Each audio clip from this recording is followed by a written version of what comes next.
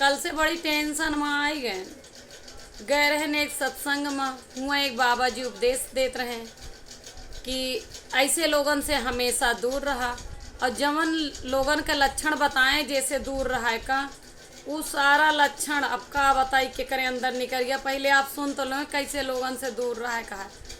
कहे जे तुमसे झूठ बोलत हो, हम कहे अच्छा। जे सिर्फ अपने काम के लिए तुम्हें याद करत हो, हम कहे अच्छा। कहे जे तो का हरदम गिरावट पीछे लाग रहा है, हम कहे अच्छा। कहे और तो और जे सिर्फ काम के लिए तोहरे साथे रहत हुए, अपने स्वार्थ के लिए। अभी बतावा ये सारा लक्षण के करे अंदर आए। हम आयन घरे तब रास्ता भर सोचे के बाद पूरा याद आएगा हमका। इस सारा हमारे पति देव के लिए बताए हैं, बताओ कैसे रह